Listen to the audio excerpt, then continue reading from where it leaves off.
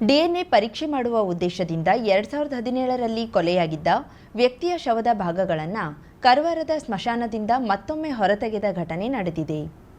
ಕಳೆದ ದಿನಾಂಕ 28/3/2017ರ ಯಲ್ಲಾಪುರ ಪೊಲೀಸ್ ಠಾಣೆಯಲ್ಲಿ ದಾಖಲಾಗಿದ್ದ ಕೊಲೆ ಪ್ರಕರಣಕ್ಕೆ ಸಂಬಂಧಿಸಿದಂತೆ ಕಾರವಾರದ ಕಾಜುಭಾಗದ ಗಪ್ಪೂರಿ ಮಸೀದಿಯ ಸ್ಮಶಾನದಲ್ಲಿ ದಫನ್ ಮಾಡಲಾಗಿದ್ದ ಕಾರವಾರದ ಕಾಜುಭಾಗ ನಿವಾಸಿ ಅಯಾಜ್ ಅಬ್ದುಲ್ ಶೇಖ್ ಎಂಬುವವರದ್ದೆನ್ನಲಾದ ಶವದ ಭಾಗಗಳನ್ನು ಅಧಿಕಾರಿಗಳ ಸಮ್ಮುಖದಲ್ಲಿ ಡಿಎನ್ಎ ಪರೀಕ್ಷೆಗಾಗಿ ಸಂಗ್ರಹಿಸಲಾಗಿದೆ.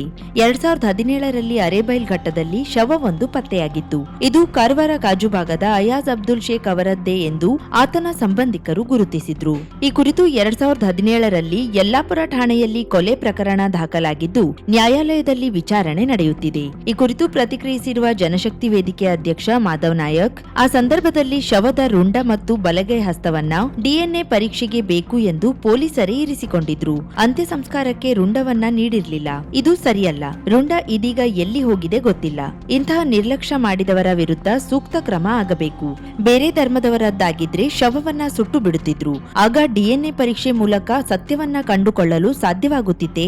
ಆಗಿರುವ ನಿರ್ಲಕ್ಷ್ಯಕ್ಕೆ ಜವಾಬ್ದಾರಿ ಯಾರದ್ದು? ಕೊಲೆಗಾರರನ್ನ ಹಿಡಿಯಬೇಕೆಂಬ ಗಂಭೀರ ಉದ್ದೇಶ ಪೊಲೀಸರಿಗೆ ಇಲ್ವೇ ಎಂದು ಮಾಧವ್ ನಾಯಕ್ ಪ್ರಶ್ನಿಸಿದ್ದಾರೆ. ಕಾರವಾರದ ಮಾಲಾದೇವಿ ಮೈದಾನದಲ್ಲಿ ಮಂಗಳವಾರ ನಡೆದ ವಿಜಯ ಸಂಕಲ್ಪ ಅಭಿಯಾನ ಹಾಗೂ ಮತಗಟ್ಟೆ ಪೇಜ್ ಪ್ರಮುಖರ ಸಮಾವೇಶದಲ್ಲಿ ಸುಮಾರು 2,000 ಜನ ಸೇರಿದ್ರೂ ಕಾರವಾರ ಭಾಗದ ಕಾರ್ಯಕರ್ತರ ಸಂಖ್ಯೆ ಕಡಿಮೆ ಇದ್ದು ಅಂಕೋಲಾ ಭಾಗದಿಂದಲೇ ಹೆಚ್ಚು ಬಂದಿರುವುದು ಕಂಡುಬಂದಿದೆ. ಈ ಸಮಾವೇಶ ವಿಶೇಷವೆನ್ನುವಂತೆ ಬಿಜೆಪಿ ಸೇರ್ಪಡೆ ಕಾರ್ಯಕ್ರಮ ಜರುಗಿದ್ದು ಸಮಾವೇಶದಲ್ಲಿ ಬಂದ ಬಹುತೇಕರು ವೇದಿಕೆ ಹತ್ತಿ ಬಿಜೆಪಿ ಪಕ್ಷ ಸೇರ್ಪಡೆಯಾದ ದೃಶ್ಯ ಕಂಡುಬಂದಿದೆ. ಸಮಾವೇಶಕ್ಕೆ ಬಂದವರಲ್ಲಿ ಬಹುತೇಕರು ಪಕ್ಷ ಸೇರ್ಪಡೆಗೆ ಬಂದ ಹೊಸಬರಾದ್ರೆ ಬಿಜೆಪಿ ಮೂಲ ಕಾರ್ಯಕರ್ತರು, ಪೇಜ್ ಪ್ರಮುಖರು ಎಲ್ಲಿ ಎನ್ನುವ ಪ್ರಶ್ನೆ ಸಮಾವೇಶದಲ್ಲಿ ಕುಳಿತ ಹಲವರನ್ನ ಕಾಡಿತ್ತು. ಸಮಾವೇಶಕ್ಕೆ ಆಗಮಿಸಿದ್ದ ರಾಜ್ಯಾಧ್ಯಕ್ಷ ನಳಿನ್ ಕುಮಾರ್ ಕಟೀಲ್ ಅವರು ನೇರವಾಗಿ ಮಾಲಾದೇವಿ ದೇವಸ್ಥಾನಕ್ಕೆ ತೆರಳಿ ಪೂಜೆ ಸಲ್ಲಿಸಿ ನಂತರ ವೇದಿಕೆ ಕಾರ್ಯಕ್ರಮಕ್ಕೆ ಆಗಮಿಸಿದ್ರು. ಚುನಾವಣೆ ಪ್ರಚಾರದ ಶೈಲಿಯಲ್ಲೇ ಸುಮಾರು 3/4 ಗಂಟೆಗೂ ಅಧಿಕ ಕಾಲ ಮಾತನಾಡಿದ್ರು. ಅಂಕೋಲಾ ಕಾರವಾರ ಶಾಸಕಿ ರೂಪಾಲಿ ನಾಯ್ಕ್ ಅವರನ್ನ ಬಿಜೆಪಿಯ ಕಿತ್ತೂರು ಚೆನ್ನಮ್ಮ ಎಂದ ನಳಿನ್ ಕುಮಾರ್ ಕಟೀಲ್, ರಾಜ್ಯದಲ್ಲಿಯೇ ತಮ್ಮ ಕ್ಷೇತ್ರಕ್ಕೆ ಅತಿ ಹೆಚ್ಚು ಅನುದಾನ ಎಂದ್ರೆ ಸುಮಾರು 1,200 ಕೋಟಿ ರೂಪಾಯಿ ಅನುದಾನ ತಂದ ಸಾಧನೆ ರೂಪಾಲಿ ಅಕ್ಕನದ್ದು ಎಂದರು. ಮಾತಿನ ಉದ್ದಕ್ಕೂ ರೂಪಾಲಿ ಅಕ್ಕ ಎನ್ನುವ ಮೂಲಕ ಹಾಗೂ ಬಿಜೆಪಿಯ ಕಿತ್ತೂರು ಚೆನ್ನಮ್ಮ ಎಂದು ಕರೆಯುವ ಮೂಲಕ ಟಿಕೆಟ್ ಆಕಾಂಕ್ಷಿಗಳಿಗೆ ಪರೋಕ್ಷ ಸಂದೇಶವನ್ನ ಕಟೀಲ್ ನೀಡಿದಂತೆ ಕಂಡುಬಂತು. ಮಾತಿನ ಉದ್ದಕ್ಕೂ ಯಡಿಯೂರಪ್ಪನವರನ್ನ ಸ್ಮರಿಸಿದ್ದೂ ಕೂಡ ಈ ಚುನಾವಣೆಗೆ ಬಿಜೆಪಿ ಯಡಿಯೂರಪ್ಪ ನೇತೃತ್ವದಲ್ಲೇ ಸಾಗಲಿದೆ ಎಂಬ ಸಂದೇಶವನ್ನ ಕಟೀಲ್ ಪರೋಕ್ಷವಾಗಿ ನೀಡಿದ್ರು. ಕಾರವಾರದಲ್ಲಿ 5 ಗ್ರಾಮ ಪಂಚಾಯತ್ ಸದಸ್ಯರು ಬಿಜೆಪಿ ಸೇರ್ಪಡೆಯಾಗಿರುವುದು ಕೇವಲ ಕಾರವಾರದ ಸಂಕೇತವಲ್ಲ, ಇದು ರಾಜ್ಯದ ಸಂಕೇತ. ಕಾಂಗ್ರೆಸ್ನ ಮನೆ ಖಾಲಿಯಾಗುತ್ತಿದೆ, ಬಿಜೆಪಿ ಮನೆ ತುಂಬುತ್ತಿದೆ. ಕೇವಲ 5 ವರ್ಷದಲ್ಲಿ ಅಂಕೋಲಾ ಬೆಂಗಳೂರು ಆಗಿದೆ ಹಾಗೂ ಕಾರವಾರ ಸಿಂಗಾಪುರ ಆಗಿದೆ.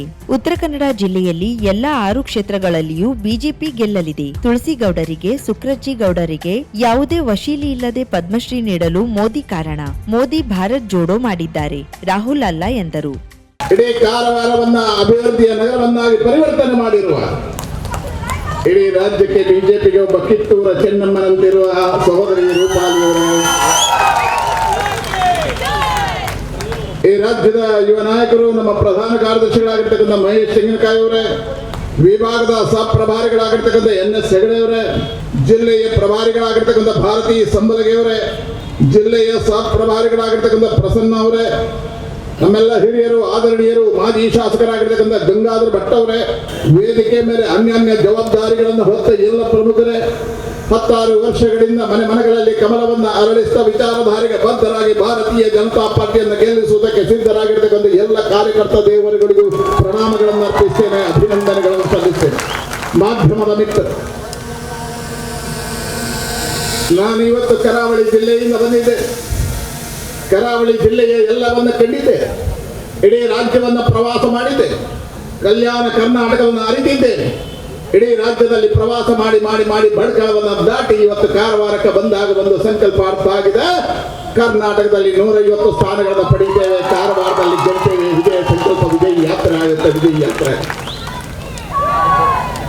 ಶಾಸಕಿ ರೂಪಾಲಿ ನಾಯ್ಕ್ ಮಾತನಾಡಿ, ಪಕ್ಷಕ್ಕೆ ಹೊಸಬರು ಸೇರ್ಪಡೆಯಾದಾಗ ಹಳಬರಿಗೆ ಮುಜುಗರ ಆಗುವುದು ಸಹಜ. ಪಕ್ಷಕ್ಕೆ ಹೊಸದಾಗಿ ಸೇರ್ಪಡೆಯಾದವರು ಪಕ್ಷದ ತತ್ವ ಸಿದ್ಧಾಂತಗಳಿಗೆ ತಕ್ಕಂತೆ ನಡೆಯಬೇಕು. ಕಾರವಾರ ಅಂಕೋಲಾ ಕ್ಷೇತ್ರದಲ್ಲಿ ಮತ್ತೊಮ್ಮೆ ಬಿಜೆಪಿಯನ್ನೇ ಜನರು ಗೆಲ್ಲಿಸಲಿದ್ದಾರೆ ಎಂದರು.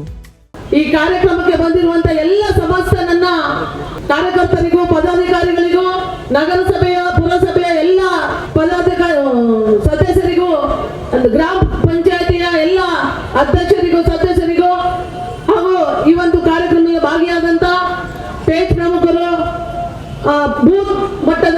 ಅಧ್ಯಕ್ಷರು ಎಲ್ಲರಿಗೂ ನನ್ನ ಅನಂತ ಅನಂತ ಪ್ರಣಾಮಗಳನ್ನು ನಾನು ಇವತ್ತು ಹೇಳಿ ಬಯಸ್ತಾ ಇದ್ದೇನೆ.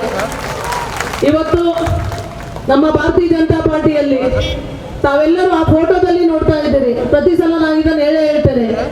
ಶ್ಯಾಮಾ ಪ್ರಸಾದ್ ಮುಖರ್ಜಿ ಅಂತವರು, ದೀನ್ ದಯಾಳ್ ಉಪಾಧ್ಯಾಯರ್ ಅಂತವರು, ಅಟಲ್ ಬಿಹಾರಿ ವಾಜಪೇಯಿ ಅಂತವರ ಅವರ ನೇತೃತ್ವದಲ್ಲಿ ಕಟ್ಟಿರುವಂತ ಈ ಭಾರತೀಯ ಜನತಾ ಪಾರ್ಟಿ ಇವತ್ತು ನಮ್ಮ ರಾಜ್ಯದ ರಾಷ್ಟ್ರೀಯ ಅಧ್ಯಕ್ಷರಾದಂತಹ JP ನಡ್ಡಾ ಸರ್ ಅವರು, ನಮ್ಮ ದೇಶದ ಪ್ರಧಾನಿಯಾದಂತ ಸನ್ಮಾನ್ಯ ಮೋದಿಜಿಯವರು ಹಾಗೂ ಅಮಿತ್ ಶಾ ಜಿಯವರ ನೇತೃತ್ವದಲ್ಲಿ ನಮ್ಮ ಇಲ್ಲಿನ ರಾಜ್ಯದ ರಾಜ್ಯಾಧ್ಯಕ್ಷರು ನಳಿನ್ ಕುಮಾರ್ ಕಟೀಲ್ ಸರ್ ಅವರ ಸಂಘಟನೆಯಲ್ಲಿ ಇವತ್ತು ಈ ಭಾರತೀಯ ಜನತಾ ಪಾರ್ಟಿಯ ಸಂಘಟನೆ ಅತಿ ಉತ್ತಮವಾಗಿ ಮತ್ತೆ ಸಕ್ರಿಯವಾಗಿ ನಡೀತಾ ಇರುವುದಕ್ಕೆ ನಾನು ನನ್ನ ಕ್ಷೇತ್ರದ ಪರವಾಗಿ, ನನ್ನ ಎಲ್ಲ ಕಾರ್ಯಕರ್ತರ ಪರವಾಗಿ, ನನ್ನ ಎಲ್ಲರ ಪರವಾಗಿ ನಾನು ತುಂಬ ಹೃದಯದ ಅಭಿನಂದನೆಯನ್ನ ನನ್ನ ರಾಜ್ಯಾಧ್ಯಕ್ಷರಿಗೆ ತಿಳಿಸ್ತಾ ಇದ್ದೇನೆ.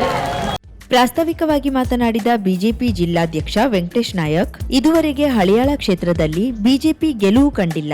ಈ ಬಾರಿ ಹಳಿಯಾಳ ಸೇರಿದಂತೆ ಎಲ್ಲಾ 6 ಕ್ಷೇತ್ರಗಳಲ್ಲಿ ಗೆಲುವು ಸಾಧಿಸಲಿದೆ ಎಂದು ವಿಶ್ವಾಸ ವ್ಯಕ್ತಪಡಿಸಿದ್ರು.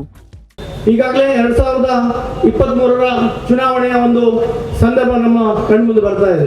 ಕಳೆದ ಸುಮಾರು 3 ರಿಂದ 4 ವರ್ಷಗಳ ಕಾಲ ಭಾರತೀಯ ಜನತಾ ಪಾರ್ಟಿ ಕರ್ನಾಟಕದಲ್ಲಿ ಸನ್ಮಾನ್ಯ ಯಡಿಯೂರಪ್ಪನವರ ನೇತೃತ್ವದಲ್ಲಿ ಮತ್ತು ಈಗ ಬಸವರಾಜ ಬೊಮ್ಮಾಯಿಯವರ ನೇತೃತ್ವದಲ್ಲಿ ಈ ರಾಜ್ಯದ ಜನರನ್ನ ಅತ್ಯಂತ ವ್ಯವಸ್ಥಿತವಾಗಿ ಮತ್ತು ಅತ್ಯಂತ ಸುಯೋಜಿತವಾದಂತಹ ದೃಷ್ಟಿಯಿಂದ ನಡೆದುಕೊಂಡು ಈ ರಾಜ್ಯವನ್ನ ಮುನ್ನಡೆಸಿಕೊಂಡು ಯಶಸ್ವಿ ಸರ್ಕಾರವನ್ನ ಭಾರತೀಯ ಜನತಾ ಪಾರ್ಟಿ ನಮ್ಮೆಲ್ಲ ಕರ್ನಾಟಕ.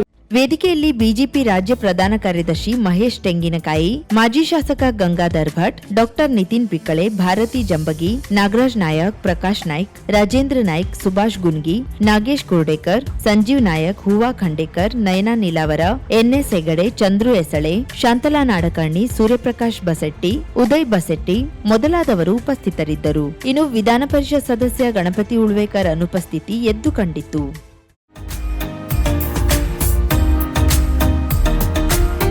ಮಿಲನ್ ಎಂಟರ್ಪ್ರೈಸಸ್ ಬೃಹತ್ ಎಲೆಕ್ಟ್ರಾನಿಕ್ ಹಾಗೂ ಫರ್ನಿಚರ್ ಮಳಿಗೆ. ಉತ್ತರ ಕನ್ನಡ ಜಿಲ್ಲೆಯಲ್ಲೇ ಅತಿ ಹೆಚ್ಚು ಮಳಿಗೆಗಳನ್ನ ಹೊಂದಿರುವ, ಅತಿ ಹೆಚ್ಚು ಸಂತೃಪ್ತ ಗ್ರಾಹಕರನ್ನ ಹೊಂದಿರುವ ಮೂಲಕ ಹೆಗ್ಗಳಿಕೆಗೆ ಪಾತ್ರವಾಗಿರುವ ಏಕೈಕ ಸಂಸ್ಥೆ ಮಿಲನ್ ಎಂಟರ್ಪ್ರೈಸಸ್. ನಮ್ಮ ಮಳಿಗೆಗಳಲ್ಲಿ ಪ್ರಸಿದ್ಧ ಕಂಪನಿಗಳ electronic refrigerator, washing machine, LED TV, ACಗಳು ಲಭ್ಯ. ಭಾರತದ ಕರಾವಳಿ ಹವಾಮಾನಕ್ಕೆ ಹೊಂದಿಕೊಳ್ಳುವ ನಂಬರ್ 1 ಬ್ರ್ಯಾಂಡ್ ಆದ ಗೋದ್ರೇಜ್ ಕಂಪನಿಯ ಕಪಾಟು, ಆಫೀಸ್ ಟೇಬಲ್, ಆಫೀಸ್ ಚೇರ್, ಬ್ಯಾಂಕ್ಗಳಿಗೆ ಹಾಗೂ ಚಿನ್ನದ ಅಂಗಡಿಗಳಿಗೆ ಬೇಕಾಗುವ ಸೇಫ್ ಲಾಕರ್ಗಳು ಅತಿ ಕಡಿಮೆ ಬೆಲೆಯಲ್ಲಿ ಲಭ್ಯವಿದೆ. Teak wood sofa set, wooden dining table ಹಾಗೂ ಗ್ರಾಹಕರಿಗೆ ಬೇಕಾಗುವ ಅಳತೆಯಲ್ಲಿ ನಿಮ್ಮ ಮನೆಗೆ ಹೊಂದಿಕೊಳ್ಳುವ ಹಾಗೆ ಫರ್ನಿಚರ್ ಗಳನ್ನ ಮಾಡಿಕೊಡಲಾಗುವುದು. ಕಸ್ಟಮೈಸ್ಡ್ ಕಿಚನ್, ವಾರ್ಡ್ರೋಬ್ ಗಳನ್ನ ಅತಿ ಹೆಚ್ಚು ವರ್ಷಗಳ ಕಾಲ ಬಾಳಿಕೆ ಬರುವ ಹಾಗೆ ವಾರಂಟಿಯೊಂದಿಗೆ ಮಾಡಿಕೊಡಲಾಗುವುದು. ನಮ್ಮಲ್ಲಿ ಡ್ಯೂರಾಫ್ಲೆಕ್ಸ್, ಗೋದ್ರೇಜ್ ಕಂಪನಿಯ memory foam mattress, orthopedic mattress, spring ಮ್ಯಾಟ್ರೆಸ್ಗಳು ಕಡಿಮೆ ಬೆಲೆಯಲ್ಲಿ ಲಭ್ಯ. ವಿವಿಧ ಕಂಪನಿಗಳ ನವೀನ ಮಾದರಿಯ mixer, grinder, fan, cooker, tawa, flask, micro ಓವೆನ್ಗಳು ಲಭ್ಯವಿದೆ. 0% ಬಡ್ಡಿಯೊಂದಿಗೆ ಸ್ಥಳದಲ್ಲಿಯೇ ಬಜಾಜ್ ಫೈನಾನ್ಸ್ ನಿಂದ ಸಾಲ ಸೌಲಭ್ಯವಿದೆ. ಮಿಲನ್ ಎಂಟರ್ಪ್ರೈಸಸ್ ನಲ್ಲಿ ಖರೀದಿ ಮಾಡುವ ಗ್ರಾಹಕರಿಗೆ ಡಿಸ್ಕೌಂಟ್ ಮತ್ತು ಗಿಫ್ಟ್ ಜೊತೆಗೆ ಪ್ರತಿ 2,000 ರೂಪಾಯಿಗಳ ಖರೀದಿಗೆ ಒಂದು ಬಂಪರ್ ಲಕ್ಕಿ ಡ್ರಾ ಕೂಪನ್ ನೀಡಲಾಗುವುದು. ಈ ಲಕ್ಕಿ ಡ್ರಾನಲ್ಲಿ 7 ಲಕ್ಷದವರೆಗೆ ಬಹುಮಾನ ಗೆಲ್ಲುವ ಅವಕಾಶ ನಿಮ್ಮದಾಗಿರುತ್ತದೆ. ಲಕ್ಕಿ ಡ್ರಾದಲ್ಲಿ 1 ಕಾರ್, 2 ಬೈಕ್ ಮತ್ತು ರೆಫ್ರಿಜರೇಟರ್, ವಾಷಿಂಗ್ ಮಷೀನ್ ಸೇರಿದಂತೆ 30 ಲಕ್ಕಿ ಗ್ರಾಹಕರಿಗೆ ಬಹುಮಾನ ಗೆಲ್ಲುವ ಅವಕಾಶ. ಗ್ರಾಹಕರ ಸಂತೃಪ್ತಿಗೆ ನಮ್ಮ ಮೊದಲ ಆದ್ಯತೆ ಎನ್ನುವುದು ಮಿಲನ್ ಎಂಟರ್ಪ್ರೈಸಸ್ ನ ವಾಕ್ಯ. ಉತ್ತರ ಕನ್ನಡ ಜಿಲ್ಲೆಯ ನಮ್ಮ ಶೋರೂಮ್ಗಳಾದ ಮುಲ್ಲಾ ಸ್ಟಾಪ್ ಹತ್ತಿರ Kodibag road, Kajubag, Karwar, agriculture office ಎದುರುಗಡೆ ಮಾಸ್ತಿಕಟ್ಟೆ ರೋಡ್, ಹೊನ್ನಾವರ, ಸೀಮಾ ಕಾಂಪ್ಲೆಕ್ಸ್ ಹತ್ತಿರ Moni Basti main road, Bhatkal, Indian bank ಎದುರು CP Bazaar road, Sirsi, JS building, JN road, Dandeli, KS building, Motikeri road, Haliyal. ಇಲ್ಲಿಗೆ ತಪ್ಪದೇ ಭೇಟಿ ನೀಡಿ ಸಂತೃಪ್ತರಾಗಿ.